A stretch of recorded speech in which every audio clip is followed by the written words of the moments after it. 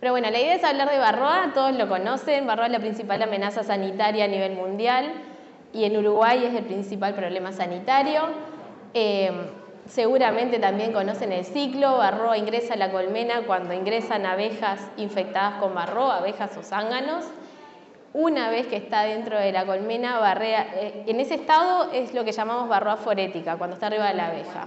Cuando ingresa a la celda, es justo antes de que se dé el operculado, varroa ingresa allí, lo primero que hace es generar un orificio en la larva, empieza a succionar todos los nutrientes de la larva y lo primero que hace es poner un huevo de macho y luego cada 30 horas empieza a poner un huevo que van a dar lugar a las varroas hembras que son las que infectan.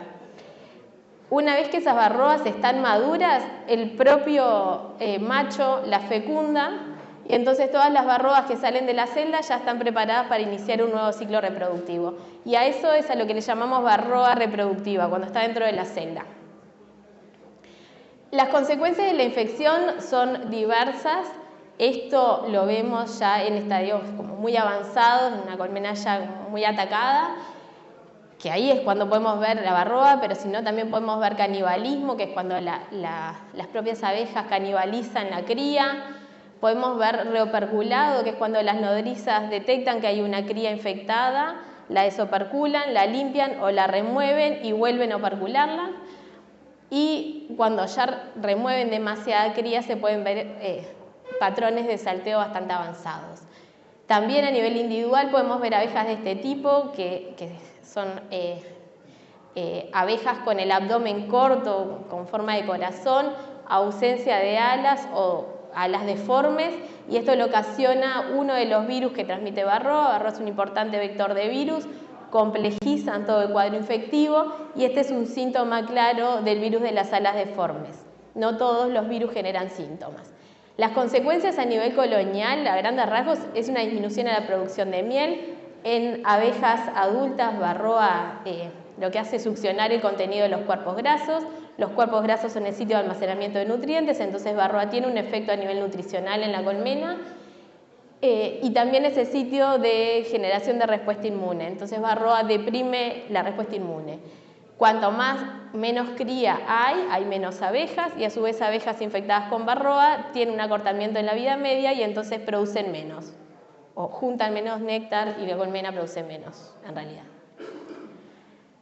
Hace, no sé si un año y medio más o menos, se nos contactó para tratar de estimar los costos de la salud animal en Uruguay y en mi caso fue para tratar de estimar los costos de cuánto le costaba al país las enfermedades, la salud de las abejas, que en un país ideal esto sería un insumo para decidir en qué se gasta la plata que precisa y qué no. Allí tratamos de hacer una estimación con los datos que teníamos y lo que llegamos es que en Uruguay se pierden alrededor de 20 millones de dólares anuales por problemas sanitarios en las abejas, y aquí consideramos solo varroa, nosema y cría yesificada. Y casi el 70% de esas pérdidas son por pérdidas productivas, o sea, no son pérdidas porque la colmena se muere, o no tanto, sino más bien porque las colmenas al estar enfermas producen menos miel.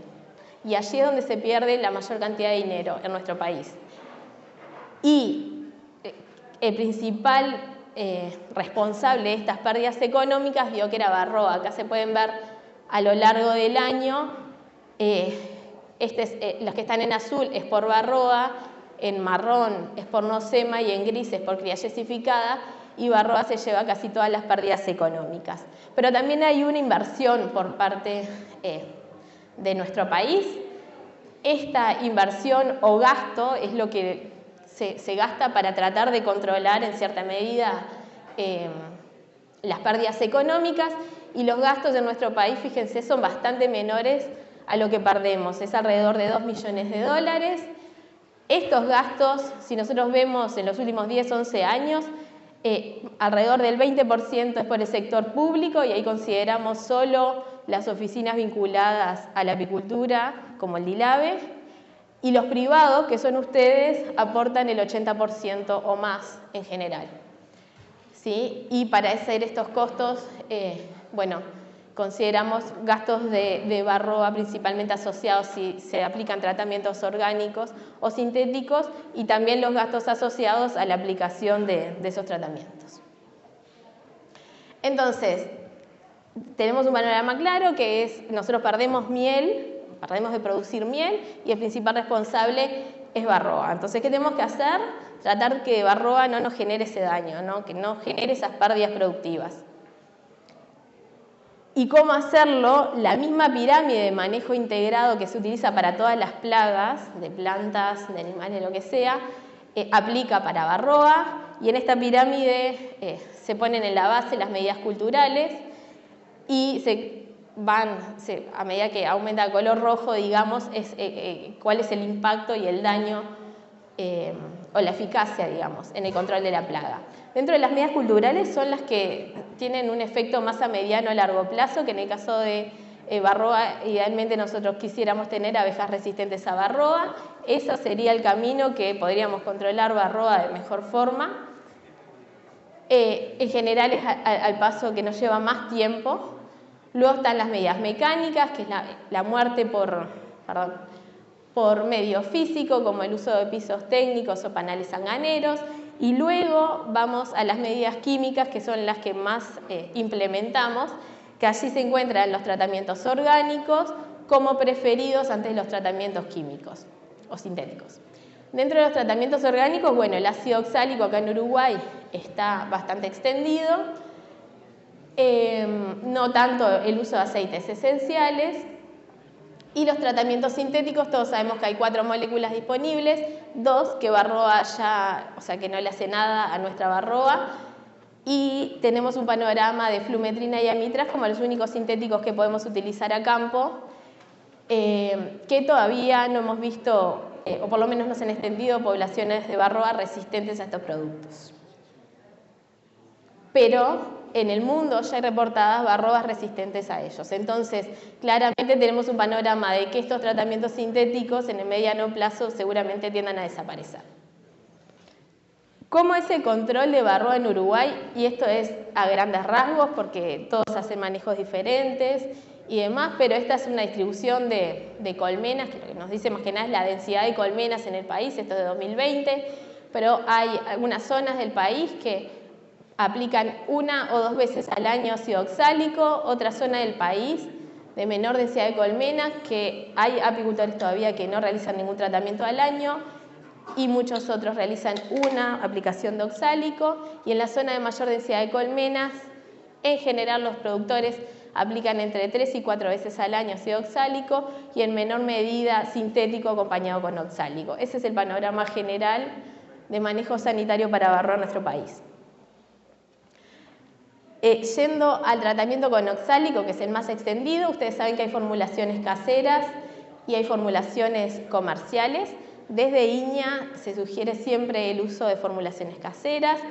Hay ciertos aspectos, la receta para preparar oxálico en cartón está disponible en cualquier lado, todos lo podemos hacer, pero hay algunos aspectos que tienen que ser cuidados. Eso no quita que quienes preparan sus oxálicos quizás lo hagan muy responsablemente, pero hay que asegurar cierto nivel de impregnación, y los comerciales de una forma u otra tienen cierto control de la calidad de los lotes. Por ejemplo, este año, en otoño, varios productores empezaron a ver que tenían niveles de Varroa disparados o más disparados a lo normal. Nosotros estamos haciendo un monitoreo en apiarios del litoral. Algunos curaban con caseros, otros curaban con comerciales, en distintos momentos. Y cuando quisimos tratar de entender qué era lo que estaba pasando con Varroa, no podíamos atribuirle si era una falla de producto, si era que la dinámica de Varroa estaba cambiando. Por ciertos motivos pensamos que quizás había una partida de oxálico que se había vendido que no estaba muy buena, pero la realidad es que cuando no son comerciales no tenemos cómo comprobarlo. ¿Qué sabemos? O sea, hace bastantes años desde INEA se viene trabajando con oxálico y hay algunas cosas que hemos aprendido, no muchas, pero bueno, algunas sí y que estamos convencidos. La dosis son 4 tiras, es lo mismo que dice el prospecto del producto y con eso no hay vuelta. Son 4 tiras por cámara cubierta por abejas, es decir, que si tienen media cámara con abejas son 2 tiras y si tienen la cámara completa son 4.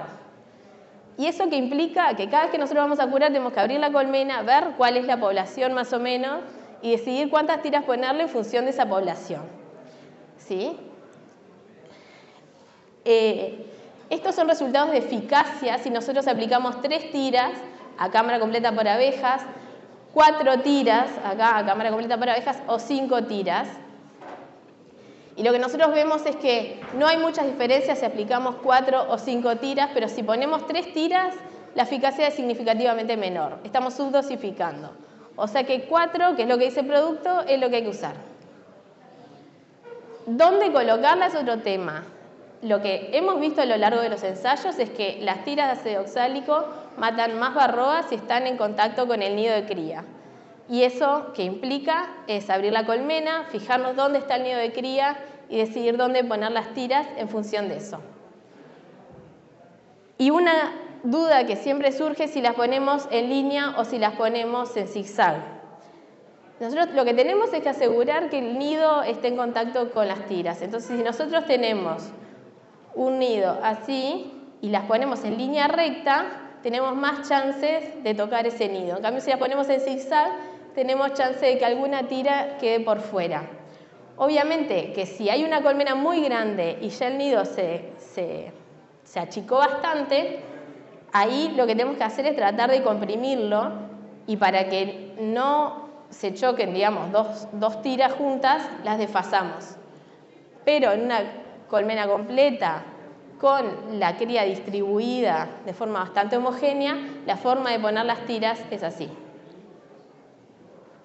Hay gente que no le gusta ponerla en el medio del nido porque observa esto, que es el corte, porque el oxálico empieza a quemar ese panal, ¿no? Nosotros evaluamos poner las 4 tiras dentro del nido o sobre los cabezales, o sea, no ponerlas adentro para evitar esto. Y la cantidad de cría es exactamente la misma, o sea que a grandes rasgos esto que los corte no es que la colmena se vaya a achicar porque el oxálico lo pongan al medio. En cuanto a las eficacias a lo largo del año, y no quiero aburrirlos con gráficas porque tienen muchas, pero lo importante acá es que vean, esto representa cómo es la dinámica de la población de varroa, cómo varía la población en general en esta zona del país. Y tenemos en marzo que las colmenas están bastante grandes, en julio se achican muchísimo, o sea, hacia julio se da de forma progresiva, pero hay un bajón grande ahí entre marzo y abril. Luego comienza a aumentar la población, a fines de diciembre, enero se estanca y luego aumenta un poquito más. Y hemos evaluado la eficacia del oxálico en distintos momentos del año. La realidad es que el oxálico funciona mejor cuanto menos cría hay, entonces lo ideal es elegir aquellos momentos que haya menos cría. Cuando los núcleos están recién fecundados es un momento ideal como para limpiar y que la colmena empiece a marchar, pero además tenemos que evitar épocas de poco flujo de néctar. Si vamos al tratamiento de marzo, que es el clásico en esta zona, que se aplica más o menos a mediados de marzo, ya van 3 ensayos que vemos que la eficacia en este momento es del 91%. ¿Sí? Ahí, ¿cuál es la situación? Que hay bastante cría y la colmena está bastante activa, entonces suele haber escapes. ¿Y cómo es esa caída de varroa? Esto es el porcentaje de ácaros que caen a través del tiempo en un tratamiento que se aplicó el 17 de marzo y si ustedes ven, en los primeros 20 días se cae casi el 80% de la varroa de la colmena, ¿sí? O sea que prácticamente está todo jugado a estos primeros 20 días de tratamiento. Y es un buen momento del año, o del tratamiento más bien, para revisarla, porque lo que suele pasar es que cuando aplicamos en marzo, entre el 25 y 35% de las colmenas corren el nido de cría. Eso es lo que pasa cuando se aplica ahí a mediados de marzo. Y en general, dependiendo de si la cría cortó temprano o no, en general ahí es donde cae, digamos, la mayor parte de barro. ¿Qué representa este 91% de eficacia? Nosotros tenemos un apiario que hace 4 años que lo venimos monitoreando, curado todo el año con oxálico en distintos momentos y tratamos de ir sacando datos. Tanto en 2021 como en 2023 los tratamientos se aplicaron a mediados de marzo y los post-tratamientos fueron de un 1% aproximadamente. Eso es una eficacia del 91% cuando las tiras son aplicadas a mediados de marzo. Las colmenas en general quedan con un 1% de barroa. Y el año pasado empezamos un ensayo en el cual tratamos de identificar cuál es el plan sanitario anual que más sirve. Nosotros empezamos con colmenas que tenían un 3% de barroa y ahí aplicamos oxálico. Y en abril terminamos con un 1,4%. No es tanto más a lo que encontramos en general en otros años. Pero, ¿qué representa esto? Este 3% en marzo con colmenas que están a cámara completa son unos 1.400, 1.500 ácaros, ¿sí? Pero la relación de barroa cría, barroa adulta es de 2:1. Esto significa que por cada 2 barroas que hay en la cría hay una barroa en estado forético y el tratamiento va a tirar la barroa forética, no va a tirar la barroa, estas 2 barroas que están dentro de la cría. Y en marzo la relación cambia drásticamente, tenemos una barroa en cría por cada 5 barroas en abejas. Y los ácaros remanentes de este tratamiento son 200 ácaros. Ustedes se acuerdan que el año pasado fue un año muy particular, fue seca, estuvo cálido mucho tiempo, hasta junio más o menos, hubieron temperaturas altas, y barroa ahí tuvo la oportunidad de reproducirse muchísimo. Las colmenas terminaron con 200 ácaros, una eficacia más o menos, la eficacia fue un poco menor, fue del 86% el año pasado, y lo que pasó, fíjense cómo aumentó.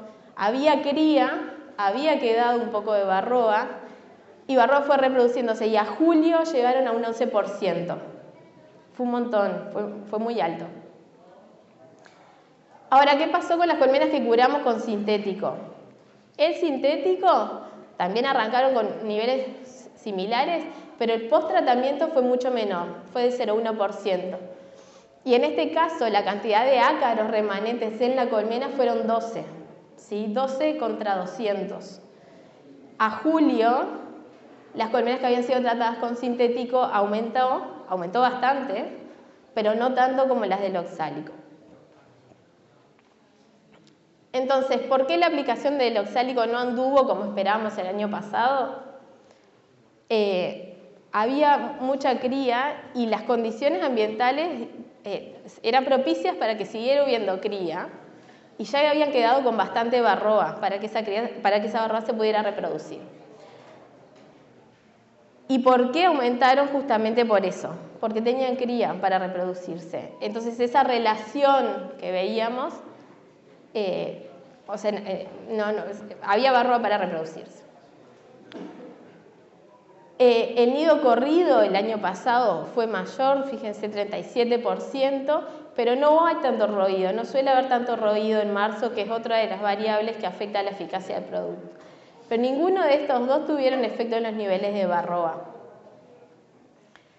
Y si ustedes se fijan en la cantidad de cría total, en marzo cuando aplicamos el tratamiento tenía muchísima cría y ya en abril había disminuido bastante, pero este bastante no es un corte de postura, ¿sí? No es que se quedaron sin cría las colmenas. La mayor diferencia es la relación de barroa en cría y barroa adulta. Entonces, ¿qué sería lo ideal para mejorar la eficacia del oxálico? Es tratar de aplicar el oxálico en abril. Y este año empezamos a hacer un ensayo para tratar de evaluar eso. Colmenas que en marzo tenían un nivel de infección con barroa del 1%, esperamos a abril para aplicar los tratamientos, llegaron al 6% en abril. ¿Sí? Fíjense cómo creció la cantidad de barroa forética. Allí aplicamos el oxálico y el sintético. Sintético es el violeta y el oxálico el marrón.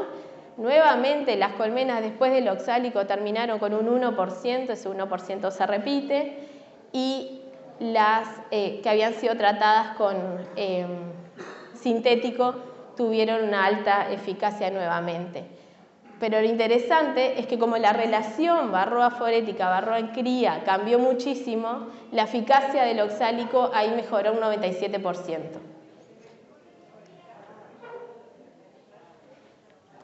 ¿Cuál es el desafío acá? Que nosotros llegamos a un 6% en marzo con colmenas, en abril con colmenas que a principios de marzo tenían un 1%.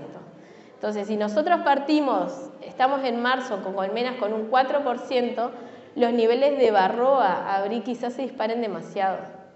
Entonces, yo creo que el desafío de decidir si tratar en marzo o en abril depende de los niveles que tengamos en marzo, porque si son altos, ya el daño económico de esa Varroa va a ser alto también. ¿Qué pasa si nosotros aplicamos en julio? Es el tratamiento que llamamos precolza, ¿sí? Aplicado a fines de julio, principios de agosto, y es el que nosotros vemos que tiene una alta eficacia, ¿sí? Muy alta. Este es el apiario que venimos monitoreando y los niveles de Varroa post-tratamiento siempre dan menores a 0,5%. ¿Sí? Estos son dos apiarios distintos años, da siempre igual. Entonces, además de eso, yo creo que algo muy interesante que no analizamos mucho es qué tanto varían. Estas rayas acá significan la variación. Si ustedes se fijan, en el pretratamiento en general tenemos rayas altas y cuando nosotros aplicamos el posttratamiento después de la aplicación, el desvío es muy bajo. Esto significa que la mayoría de las colmenas del apiario tienen muy poca Varroa y eso pasa en todos. Es distinto, por ejemplo, acá. A ver.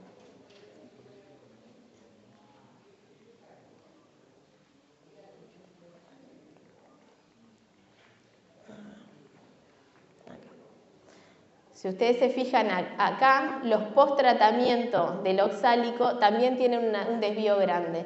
Esto es lo que me está diciendo que en el apiario habían colmenas con un promedio de un 1,4, pero habían colmenas que ya estaban llegando a un 4%.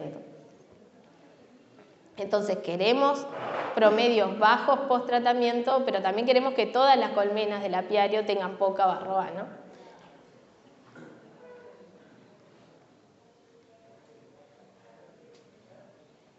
Y lo que sucede cuando aplicamos en julio es justamente eso. Los post-tratamientos prácticamente no tienen desvíos, o sea, los niveles post-tratamientos son cercanos a cero y todas las colmenas están en iguales condiciones. Además, lo que sucede acá es que las colmenas quedan en general limpias por periodos prolongados. Este es el apiario que venimos haciendo monitoreo a lo largo del año. Si ustedes se fijan, en general las colmenas tienen un promedio menor a un 1% a diciembre.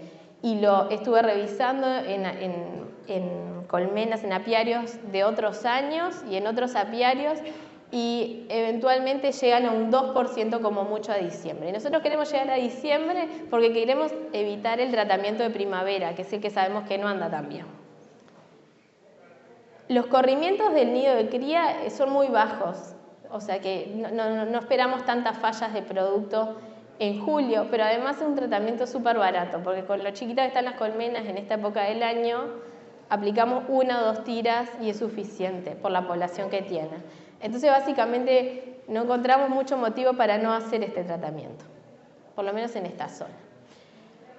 Lo que les decía recién, que pasa cuando aplicamos en primavera, que es lo que queremos aplicar, se han hecho ya 2 o 3 ensayos, todos dan una eficacia muy baja. Si nosotros aplicamos oxálico en primavera, no podemos esperar que funcione muy bien, ¿sí? Y eso se traduce, estos son colmenas que habían arrancado con un 1,5%, se aplicó el tratamiento en octubre y el post-tratamiento, estas son las que tienen oxálico y estas son del grupo control. El post-tratamiento de las colmenas que habían sido tratadas con oxálico fue igual al inicial. O sea, lo que hace el tratamiento en primavera es evitar que las poblaciones de Varroa aumenten, pero no disminuye los niveles. Y esto básicamente pasa por el roído. Esto es un cartón que estaba en el piso de la colmena y ahí tenemos todo el roído de las tiras. y esto es una gráfica capaz que la más complicada, pero es el porcentaje de cartón remanente. Cuanto más roído, queda menos cartón remanente. Y esta es la eficacia del producto.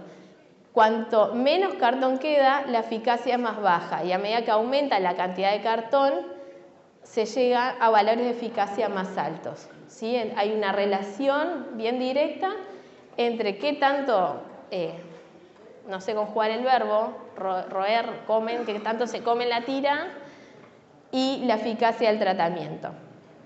Y por eso es que no funciona, básicamente. Entonces, ¿qué es lo que podemos hacer ahí? Lo que nosotros hicimos fue evaluar, reforzar. O sea, si la abeja se está comiendo el cartón y lo está sacando para afuera, yo voy y le pongo 2 tiras más.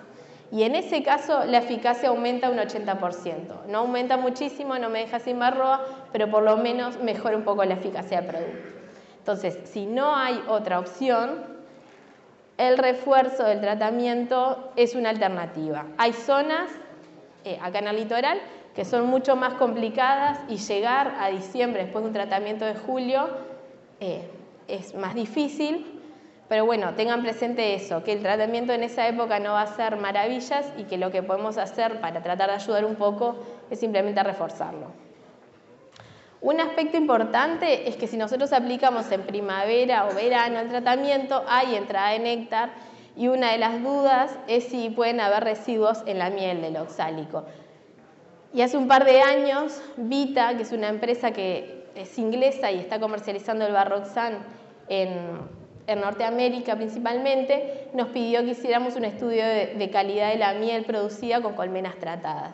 Y ahí lo que pudimos ver es que colmenas que se tratan con oxálico, aún en entrada de néctar, los contenidos de oxálico son los mismos. Y sobre todo nosotros estamos poniendo un ácido. El oxálico es un ácido que le estamos poniendo a la colmena y tenemos que asegurar que la acidez de la miel, con un parámetro básico, se mantenga. Por ese lado, nosotros vimos que estamos seguros que el oxálico no altera la calidad de la miel. Entonces, y en general las charlas de Barroa siempre llevan a esto. ¿Qué es lo que podemos hacer? Es monitorear. Y esto es una cartilla de cómo monitorear colmenas, una cartilla de Iña súper vieja, pero tiene muchas cosas válidas. Lo que sí hace ruido es esa variación que les comentaba hoy. Y ahí lo que se dice es que hay que muestrar el 10% de las colmenas del apiario y al menos 5. Entonces lo que hicimos fue un análisis de agarrar un apiario de 50 colmenas y analizamos todos los niveles de infección con Varroa. Esto es las muestras de abril, pretratamiento, que tenían un porcentaje de infección, un promedio del 5%, con colmenas que llegaban a tener 15% de infección, y el desvío, esa medida de variación, era de 3. Entonces lo que hice fue agarrar al azar de esos 50 colmenas, agarré 3, agarré 5, 8, 10, 12 y me fijé a ver cuál era el promedio de ese set de muestras, ¿sí? Entonces, lo recomendado, Uruguay, Argentina y en todos lados, es que se analice el 10% y por lo menos 5 colmenas. Y si yo agarro 5 colmenas de un apiario de 50, los promedios me van a dar acá. Y yo lo que quiero es que me dé lo más cercano al 5, que es el real del apiario, ¿sí? Entonces acá yo voy a muestrear 5 colmenas y el promedio de esas 5 me va a dar un 3%. Voy a agarrar otras 5 colmenas de ese mismo apiario y me va a dar en promedio un 4%. Alguna se va a acercar a 5. Eso según la recomendación actual, del 10%. Si agarro 3, fíjense, la variación es mucho mayor. Recién cuando aumento a 8 se empieza a acercar un poco más a ese promedio del 5%, pero acá con 8 y 10 colmenas que representan el 16 y el 20% de colmenas del apiario, ahí no logro encontrar con alta probabilidad valores máximos dentro del apiario. Recién cuando llego a analizar el 25% del apiario es que obtengo una representatividad de lo que pasa en las colmenas. Entonces, analizar Varroa forética es la herramienta que tenemos a nivel productivo, pero analizando el 10% o 5 colmenas como mínimo, no estamos logrando tener una idea de lo que de verdad está pasando en el apiario. Y lo único que hay que hacer es aumentar, y el porcentaje que nos da una mejor representatividad es el 25%. Ahí es cuando logramos también captar esos valores máximos del apiario, que son los que también nos dan una señal de alerta. Y esto básicamente, ¿qué es lo que pasa? Nosotros esa variación, estos son los porcentajes de infección de estas colmenas, ¿no? Hay colmenas que están con niveles bajos de varroa y otras que llegan a varroas muy altos. Y eso ya está demostrado que son focos de infección. Entonces, si nosotros tenemos colmenas con altos niveles, va a reinfectar todo el apiario. ¿Y qué significa eso? Bueno, y siempre hay que mostrar las mismas colmenas, porque si nosotros tenemos una eficacia del tratamiento del 90%, pero una colmena que tiene mucha varroa tiene, por ejemplo, 3.000 varroas adentro de la colmena, y la varroa que va a quedar para reinfectar nuevamente son 300. En cambio, si yo tengo colmenas con un 1%, una eficacia del 90% me va a dejar una varroa remanente de 30. Entonces, la cantidad de varroa dentro de la colmena que va a poder seguir infectando va a ser mucho menos. Por eso siempre es que tenemos que analizar las mismas colmenas, para poder ver, sobre todo en el post-tratamiento, cuál fue el cambio. ¿Y cómo muestrar? Yo estoy segura que todos saben, pero básicamente lo que tenemos que lograr es una muestra de 200 a 300 abejas nodrizas, sacadas de cuadros del nido de cría, y eso se logra simplemente pasando un vaso hacia abajo para que las abejas caigan dentro del vaso, y eso es lo que se analiza. Y tiene que tomarse de distintos puntos, de por lo menos 3 puntos distintos de la colmena, porque varroa se reproduce en parche. Esto significa que varroa tiende a salir de una celda y meterse en la de al lado, no camina hasta el 5.º cuadro y elige dónde meterse. En general es a donde puede. Entonces, si nosotros muestreamos siempre del mismo, o sea, una colmena del mismo punto, no vamos a tener una idea general de la colmena. Y básicamente, una vez que tenemos la muestra tomada, lo que hacemos es promover el desprendimiento de los ácaros de la varroa, contar cantidad de ácaros y cantidad de abejas, y multiplicarlo por 100 para determinar el porcentaje de infección de varroa forética. ¿En qué seguimos trabajando? Bueno, seguimos continuando con el monitoreo de las dinámicas de varroa asociadas a los distintos tratamientos. Esto es toda información que se genera y que a lo largo del tiempo termina siendo muy valiosa, porque podemos tratar de entender bien qué es lo que pasa. Les decía al principio, varroa es un importante transmisor de virus, y hay ya varios trabajos a nivel mundial que indican que hay un daño grande más que nada asociado a los virus. Entonces, estamos monitoreando también cómo varían las poblaciones de virus bajo colmenas en distintos manejos. Lo ideal sería determinar umbral de daño económico. Es algo bien difícil de determinar, sobre todo en nuestro país, que no tenemos mucha historia de mejoramiento genético, y dentro de un apiario hay muchísima variación. Entonces, cuando queremos ver cuál es el daño económico es difícil. Tenemos 1/3 de las colmenas en los apiarios que no producen nada en general. Y algo que me parece muy importante es tratar de identificar algunos indicadores que les sirvan a nivel productivo para la toma de decisiones. Vemos que los porcentajes de varroa forética por sí mismo es la herramienta que tenemos para monitorear, pero dependiendo del momento del año y cuál es el crecimiento poblacional, ese valor, ese indicador nos puede decir mucho o nos puede decir poco. Entonces, sí o sí, creo que habría que tratar de identificar esos indicadores que les sirva para tomar decisiones.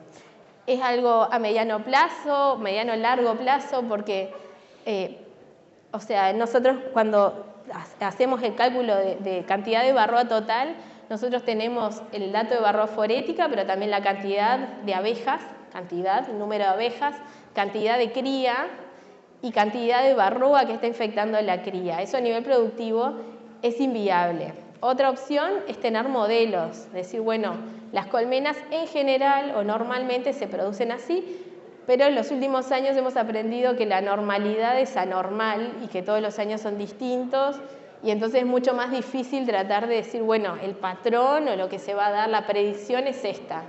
Eso es muy difícil y lo único que podemos hacer es tratar de juntar datos para poder hacer esos modelos matemáticos, que en definitiva son eso. Bueno, quería por último agradecer toda esta parte de Varroa, la línea de Varroa en Iña, la trabajamos con un grupo de trabajo. Hay muchos productores involucrados, está Yanko, Federico, Carlos, Santiago, Milton, Néstor, Yamandú y Karina y Ciro por la parte más técnica. Son productores que les interesa el tema de investigación en Varroa y se han acercado a Iña para aportar. Nos reunimos o tratamos de reunirnos una vez al año y ahí lo que hacemos es presentarles los resultados de los proyectos, ellos nos dicen lo que les pasa, ven cómo interpretan los resultados y hacen propuestas también para mejorar y sacar mejores datos. Son grupos abiertos, así que todos los que quieran unirse son bienvenidos y tenemos un grupo ampliado. El proyecto de Iña tiene una parte de manejo sanitario, pero también de manejo nutricional y manejo reproductivo, y allí también hay productores y referentes que se han acercado a hacer sus aportes. De nuevo, las puertas siempre están abiertas, en general lo que tenemos es trabajo para ofrecer y buena onda, pero nada, así se construye. Y bueno, y por último, mucho de lo que les presenté forma parte de la tesis de maestría de Belén Bordenave, que se incorporó hace poquito a Iña, y el equipo de Iña, que son los que están trabajando para generar estos datos. Eso. Cualquier consulta estoy a las órdenes.